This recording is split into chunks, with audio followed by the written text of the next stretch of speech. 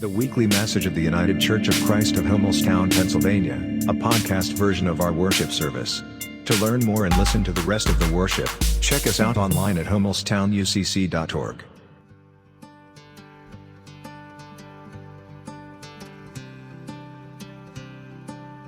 Our psalm for today has the subtitle in the NRSV version of Thanksgiving for Recovery from Illness, or in another version, When the Lord Saves You from Death.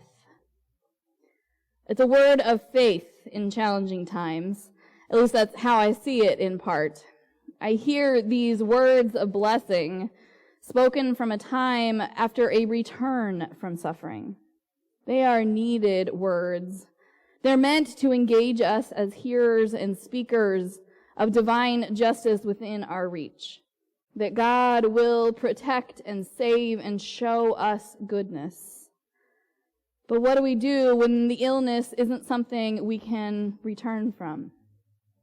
What do we do when we are afflicted by illnesses that don't or won't go away? Where is the thanksgiving in those moments? For some, when personal tragedy strikes, it is to the absence of God that we point. Our experience of faith is that it is there with you in the good times, and around every bad turn will always be an upswing. But when the optimism runs out, what then? Do we abandon faith, God, the struggle? And what do we do when the illness isn't an individual illness in the first place? Can there be recovery from racist systems that perpetuate themselves throughout our history? Or on this Earth Day weekend, maybe we also ask, what about ecological devastation or degradation?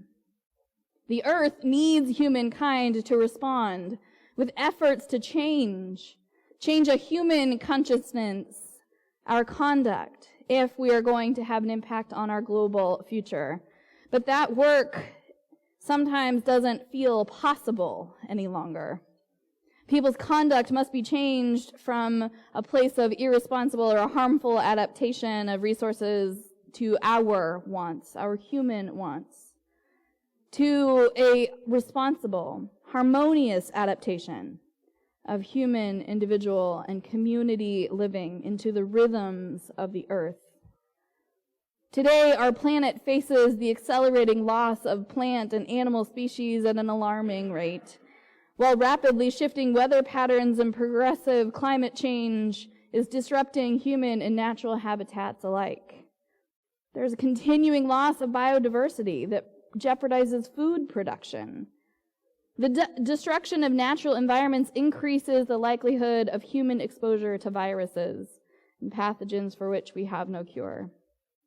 And increasingly volatile weather, from extreme rain events, subsequent flooding, to lengthy droughts, places pressure on aging infrastructure, our agricultural and health systems to respond to natural disaster. In verse 3, where the psalmist writes, "The snares of death encompassed me," this sometimes feels like where we are in terms of the climate crisis. We have not yet seen the other side, the light, the hope, enough to see beyond these snares of death. We are trapped by our own systems, and yet it is encompassing. So where might we look for recovery in the midst of earth's disease?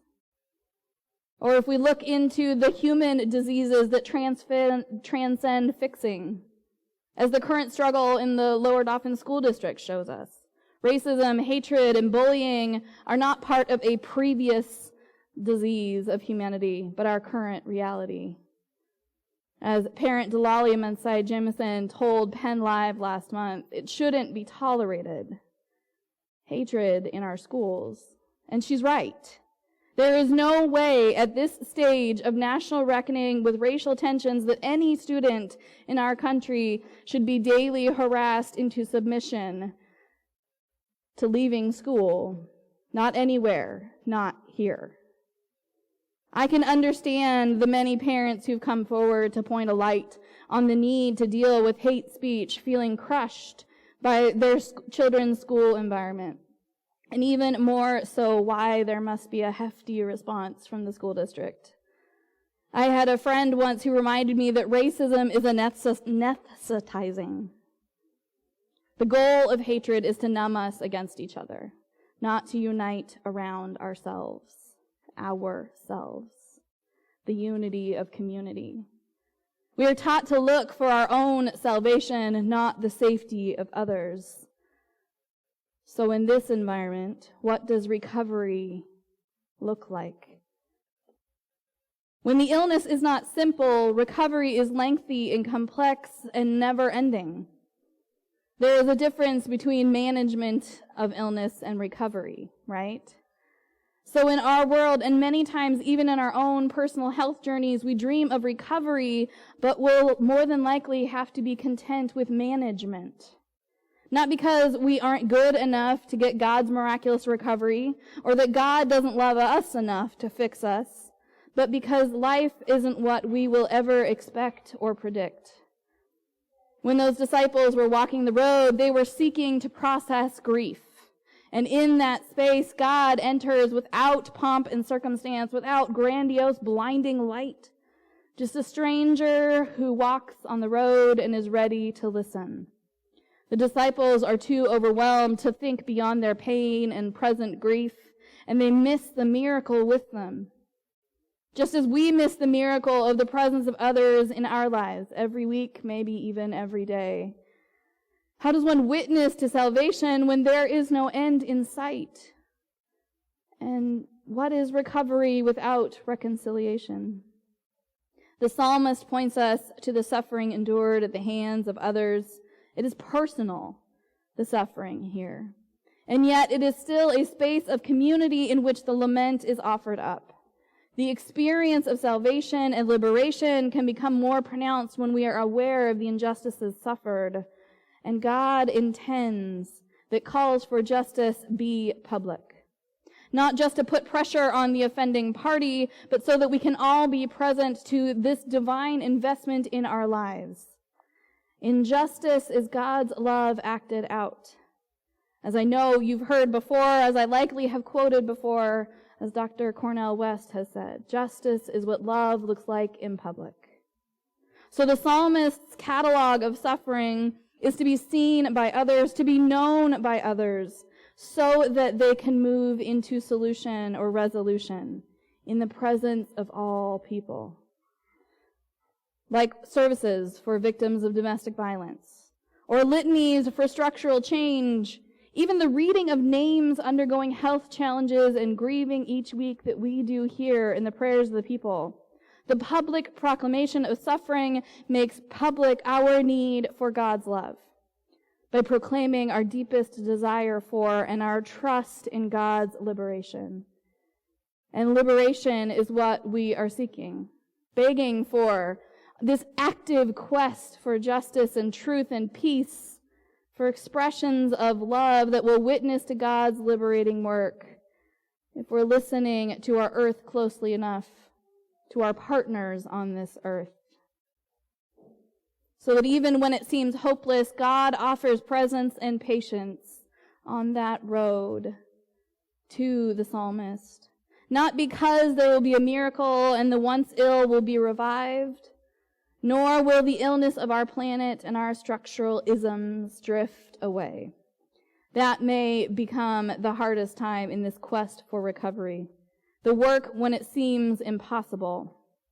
When the long-range planning team put together our main goal, this creating a culture of experimentation, the hope was to recover some vitality and connection that pandemic and other concerns and just time have paused in this community. That means that we might have to be willing to seek beyond our text the comfort that comes first, and then dig into that which challenges us. On one hand, we can hear this psalm saying, congratulations, you have received the hope that you wanted, the recovery you needed. But we can also look deeper to say, what happens when there isn't that kind of thankfulness? This is what the three sub-areas are meant to open us further to. a renewed engagement with marginalized communities, and there are many who are in need of our attention. Clearly, some right here in Hummelstown, whether we are parents in this district or not. Mostly not. A renewed commitment to protecting our planet as a shared space. That transcends this little church, but it is still part of our work. And it takes work on so many levels. And a renewed commitment to sharing this journey with others as we look for sharing leadership and creating new partnerships. It's a hope that by seeking deeper, we can glimpse more of God's redemption and liberation so that we might be agents of redemption and liberation from the forces that hold us, the illnesses that we are all afflicted with. In honor of our psalmist, we must be willing to voice them even when we are made vulnerable by it. Whether that truth is racist, whether that truth is consuming our earth's resources, whether that truth is chronically unwell, whether that truth is lonely or painful. God called community together to give voice to suffering, so that we might be co-creators of change. In midst of the challenges, all the ways in which the world seems to be falling apart, I choose to be optimistic still. More people than ever are coming together around unified causes. The voices are there and they are ready to be heard. The health of our planet is known, and we know that it is inextricably connected to our health, to the well-being of us as people. So we must take up the banner and run with those who call for justice. We must listen to the earth's cry for new solutions, to build on science and partnerships and sustained health of nature and people, because you are a partner in this vital cause, because you are a part of recovery. I can't make your choice for you, but certainly now is as important a time as ever to pursue that old adage, think globally, act locally. We all choose our own role to play, and it matters more now than ever before. Our psalmist reminds us that, God, we have come to be your servants. Not just your servants, but born of your servants. As it says, I am your servant, the child of your serving girl. It's generations of servanthood that we come to as Christians. And God has been there to loose the bonds. We are to be helpers. We are born of helpers. And if we have freedom, if we have liberation, and if we can see injustice, we have power because of the God's presence behind the universe, behind and beyond this moment that opens doors to liberation. Just by walking, just by talking, just by eating. In realness, we are allowed to be whole, and that is a job for all of us. There may not be a simple thanksgiving for recovery from an illness, from what afflicts us, but there is still recovery.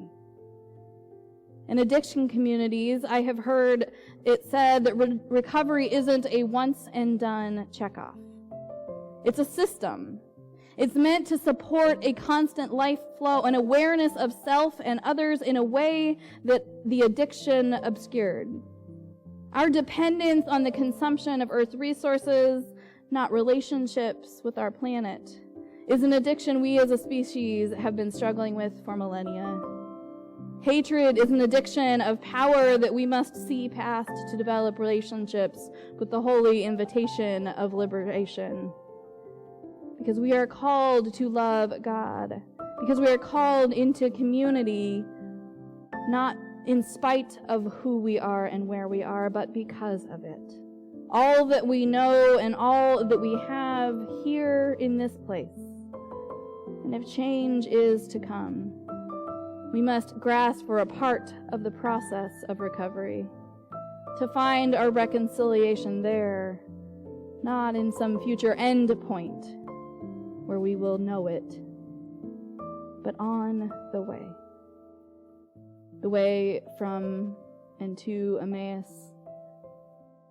The way to and from Harrisburg. The way to and from Hummelstown. The way to and from this planet Earth that is calling for us to be engaged on the journey. Let us give thanks that we might journey together anew. Amen.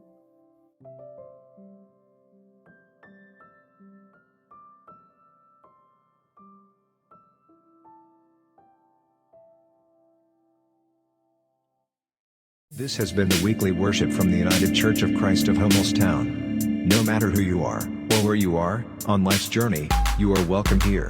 Join us online or in person, at 104 East Main Street in Hummelstown, Sundays at 10:30 a.m. Thank you for listening today. We look forward to your fellowship.